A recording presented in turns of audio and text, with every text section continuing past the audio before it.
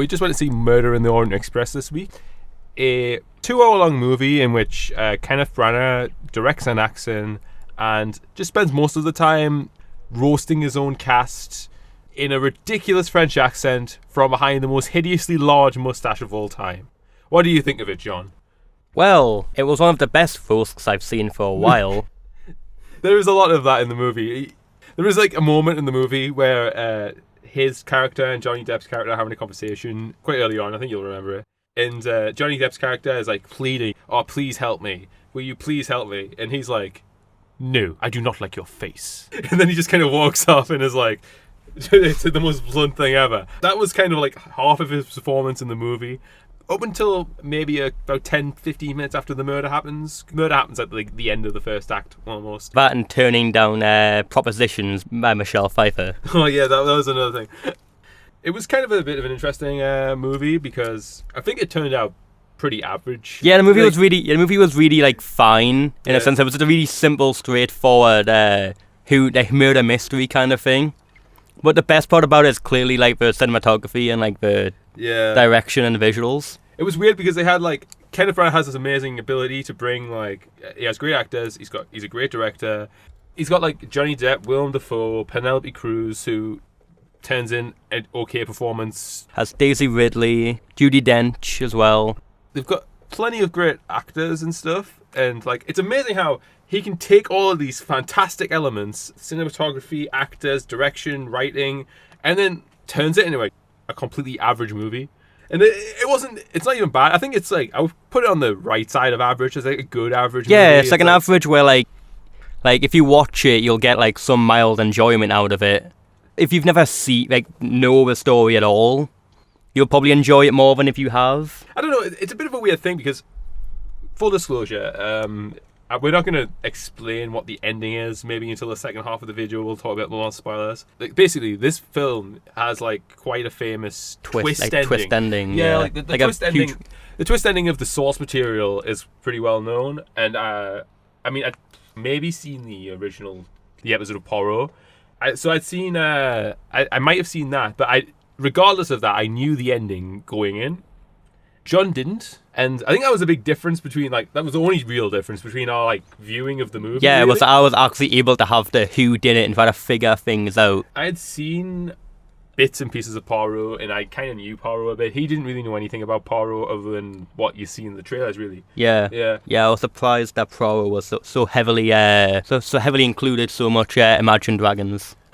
Yeah, I was really let down by the final product. I didn't have that bursting all over the place. The trailer kind of undercut the movie quite a bit because I remember watching the trailer on YouTube on one of those these YouTube channels which all they have is trailers, film trailers, and there was 3 types of comments. One was this film is going to suck because it has Johnny Depp in it, which is such an unfair accusation, but probably true. It's true. I think about his films in the past decade, that's entire century, about 3 of them were good.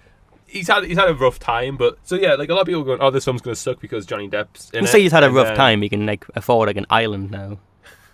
He's had a rough time in terms of the quality of his movies. Yeah, so that was one quite of the many types of comments, and then the other 2 thirds were people just complaining about Imagine Dragons being in the soundtrack so heavily. Which in the movie, it's actually just a traditional film soundtrack. You don't have to worry about so sudden bursts of arena rock, which is actually quite interesting because the soundtrack doesn't really play that huge a part in the movie. Never really it's very visual.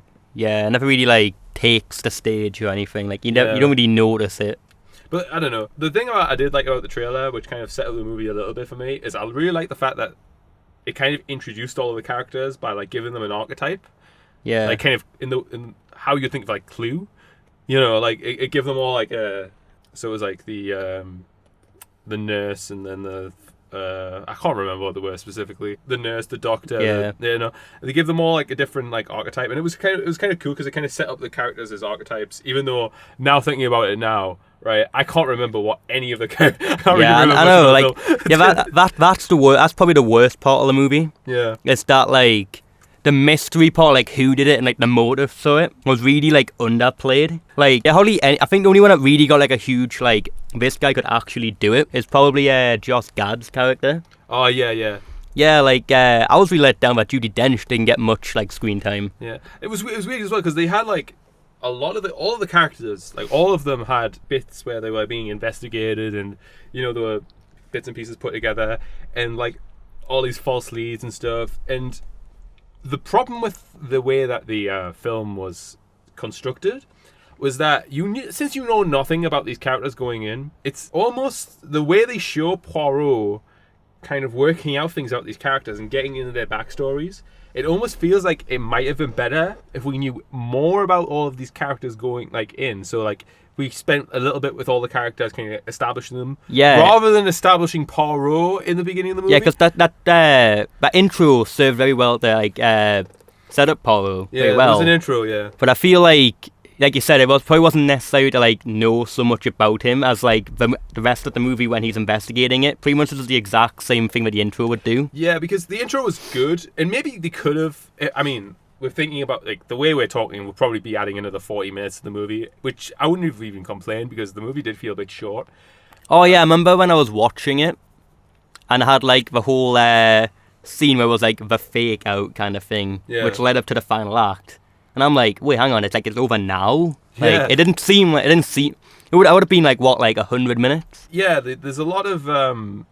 There's not really much leading into like the characters as they're going on. And like they could have done it two ways. I mean, they could have done what they did, but they would have had to kind of add more characterization and learn more about the characters earlier on before the murder mystery starts happening. Yeah, because the murder just like, they get onto the train... It's about a couple of conversations. Yeah, a couple of conversations. Loads of like cinema porn with like vistas of like the wheels or like the snow or like slow-mo kind of thing. And like similar to the start of Hateful Eight. And then like the murder just happens and then it's like, well, someone murdered them now. It's kind of like anyone can do it. We can't say, oh, I think it's this person, I think it's this person. We know nothing about them, so you can't think. So it would have been better to do it that way, or if we were going to like do what we did, I think it would have been nice to have more of a emphasis on the way Poirot extracted these like bits of information about these characters. I mean, it's probably because we're not really used to seeing many like whodunits, and like this is kind of a very whodunit thing, but given that like the types of like crime procedurals we're kind of used to now, and it's not necessarily we're able to work this out, but they do emphasize the way they find out information quite a lot more than they do in this movie in those types of crime procedurals that are very popular right now. It's kind of disappointing to see the crime aspect be something which is so underplayed. I mean, everything they do with it is actually really good. They have like nice flashback sequences before the characters got onto the train. They have like they're like wonderful, and they're shot in like this like grainy black and white, and it's very cinematic. It's very cool, but at the same time, it's just never very. It's interesting. It's interesting, but it's never very engaging. Yeah, like you can't really. You never get lost in the film. Yeah. You always feel like you're watching a film. You never like you're living. Yeah, like you can't feel like you're working out with. You can't feel like you're impressed that Poirot is working it out, because they don't play up Poirot's investigative skills during those scenes enough, and you can't feel like you're working it out yourself. Nah, kind of just like you're watching him figure things, or like him figuring things out internally. They kind of like keep all the cards to the chest. I think we should be getting into spoiler territory if we're going to talk about this more, because obviously we can't really talk about the nature of the mystery. Yeah, true. Don't like reveal like the thing. Yeah. Yeah, I will say to anyone who hasn't seen the movie, it is very much like the source material. So, spoiler territory for anyone who hasn't seen the movie or the source material. Just listen to the video now. Well, you can come back after you've seen it if you really want to see it. Yeah, go on. Yeah. Okay, so yeah, they were holding their cards to the chest, like very like obviously. So like all the investigation stuff of like Judi Dench, they kind of referenced that she was linked to something, which was the like murder of the person that Johnny Depp murdered. And then it was referenced that someone else was linked to it as well. But that's pretty much all you get. And then, because it held everything, the actual meat of the story, to the final revelation at the end when they were outside train, all getting lined up and like sitting down at a table. Oh yeah, by the way, that shot is so good. Oh isn't yeah, it? they were like, the look, that shot was so good. And then like Kenneth Branagh was like, shot, counter shot now. Like It's weird as well because the counter shot they chose has like this really great look to it as well. It's almost like The Last Supper. Yeah, that's what I was. Yeah, it's really well done. I really like it. As I said, I haven't really seen any of the cinematic versions, so I don't know how they've approached this scene in the other versions. But if it's as nice as that, then that was a really good. Idea. It was weird as well. The shot of him standing in front of the train. It's so nice and so cheesy. Yeah, you just seen like the snow just like slowly drift in front of the light and into the light of a train. It's almost like you can have like him play the conductor in like a live action Polar Express, and there'd be less creepy than CGI Tom Hanks. Yeah. Oh, that movie gave me nightmares as a child. Yeah, I think that was a thing because I can imagine if you didn't know how the film was going to end, you would feel like whoa kind of thing. You'd either feel whoa or you'd be like completely lost because the rapid fire nature. Yeah, that's what I was saying, because like they keep everything so like close to the chest, so they feel like nothing other than like really tiny like piece of information. As more was going on with like Judi Dench and the interrogation and the other one I can't remember. Yeah, there was quite a few characters in this movie. Yeah. So that is a definite problem with the movie. Yeah. You can't really remember a lot of the characters after seeing the movie. But then as they had a final revelation, whole like reveal, and every character was like linked to the girl that was murdered. I was like, oh well, it wasn't more of a I've cracked the case. They all killed him. All killed Johnny Depp. It was more of, they have to have all killed him. Yeah. Because if it wasn't, and they don't know each other, it's just a coincidence that every person in first class is linked to a woman that Johnny Depp killed. It's a bit like forced and a bit like unrealistic and a bit, yeah. I remember you mentioned this to me when... Oh, you didn't even mention it. At first, in the cinema, I'm pretty sure as the third or fourth person who seemed to be connected to the initial killing, like, turned up on the train, you give me a bit of a look, and I remember this, like, pretty vividly. You give me a bit of a look, looking at... This is a bit dumb, isn't it? Yeah, really. Like, okay, it has to be. And then I remember when we were going out of the cinema and we were talking about this a little bit.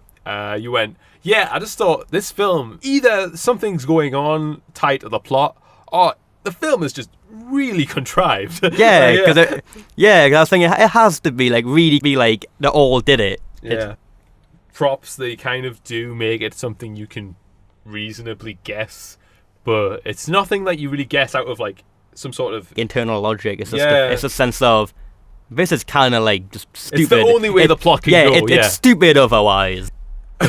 Otherwise, this wouldn't be a classic murder mystery. This would be stupid. Yeah, it'd be really dumb. It would be almost as if the conductor did it. You know, like that would be like the level of like idiocy. Otherwise, yeah, it was fine.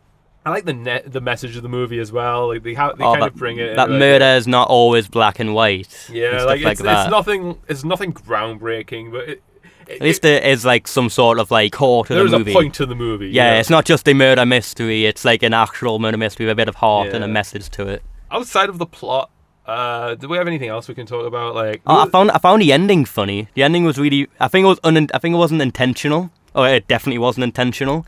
You seen like Paul like figure everything out, and then he leaves, and then like the last shot is like him driving away, and the train slowly going off into the distance. The train director's still on that train.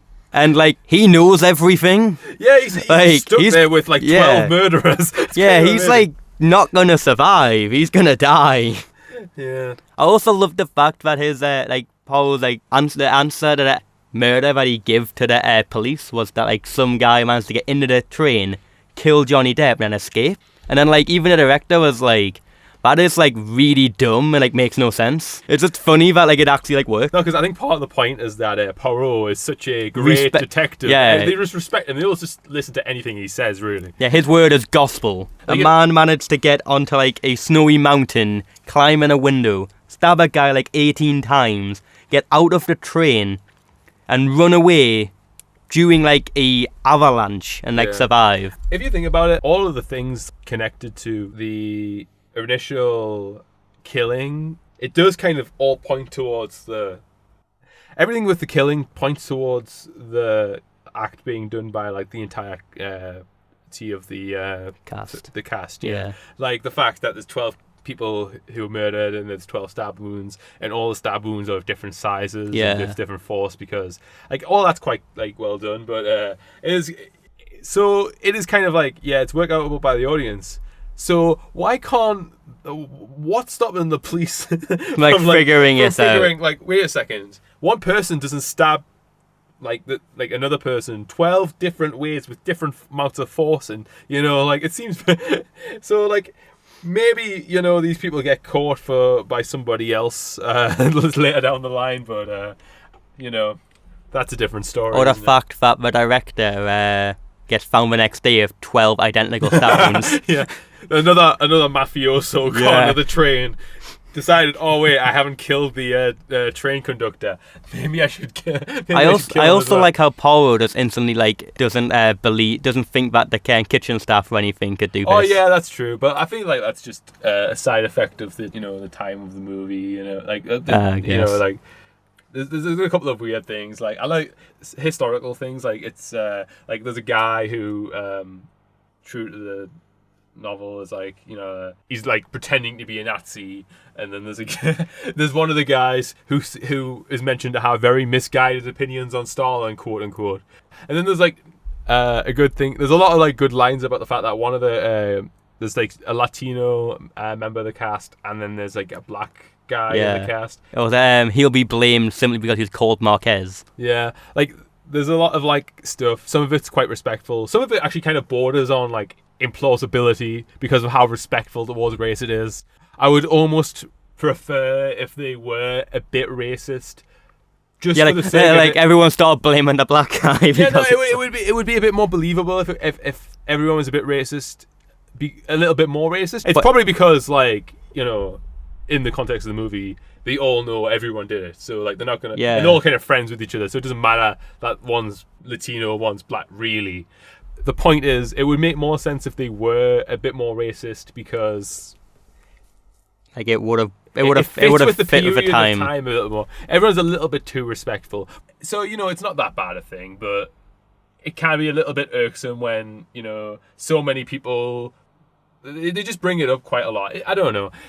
It's probably such a minor thing, but yeah. The only other thing I have to say is that I think we've kind of undersold the movie now, because we've just bitched about it for like 20 minutes or so. I think we've talked about it longer than we would have if we just like talked about it like respectfully. Yeah, like basically, if you've listened this far and you think we have a negative opinion of this film, really we're just nitpicking for the most part. Yeah, because there's not much to really talk about. Yeah, it's a very pleasant film. It's kind of like the type of film where it'll probably get shown on ITV2 over Christmas. I like how that's our review summary for both films that we've reviewed now is, you'll probably watch it on ITV. Well, yeah, like, okay, so Thor Ragnarok was an ITV. Is that our rating system? No, basically, this is an ITV2 Christmas film. Whoa, that's ITV1. And if it's a really good movie, you'll get it on Channel 4. or if it's really good, Film 4. Basically, that's like the A star. Basically, this is like Film 4. This is like an ITV. It's probably because like Poirot was all on ITV2, but that's another thing. I think I do think the film's good. It's very funny. The dark moments are dark enough.